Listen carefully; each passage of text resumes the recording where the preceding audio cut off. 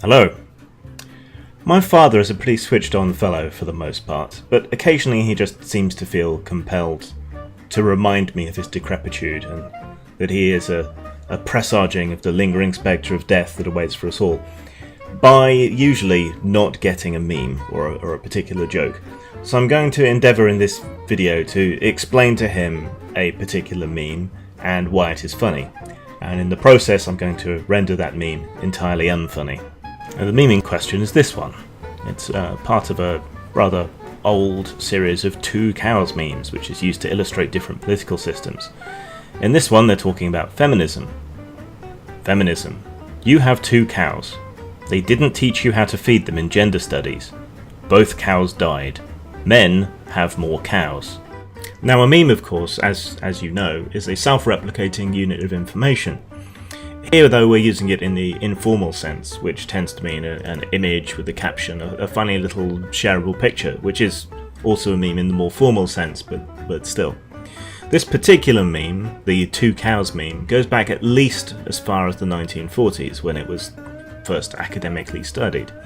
And it's a series of jokes in which political systems are represented via agriculture, in this case, owning two cows. So, for example, you might say, anarcho-capitalism. You have two cows. It turns out they were dogs made up to look like cows because there's no regulation. Your neighbour kills you and takes your cows. Yeah, and there's plenty of other examples. Communism. You have two cows, the government takes your cows. And so on and so on and so on. So it's just ways of humorously illustrating different ideological systems.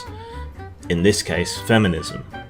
And of course it's illustrating that the problem, or the perceived problem of the joke maker and many observers today, is that feminism really doesn't have anything to complain about anymore, at least in the West, and that it's making problems for itself.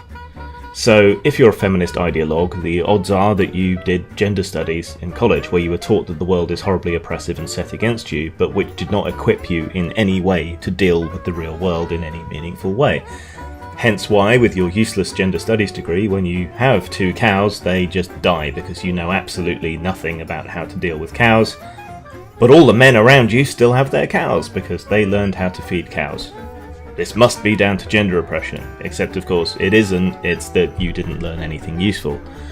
There is another joke similar to this. So here we have a group of women deciding what course to take their lives. Should they join up in STEM fields, or should they go and study gender studies? And they're pondering which one to do. And both fields have set out their stall. And now, for some reason, they've all gone and signed up for gender studies, and have completely ignored the STEM fields booth.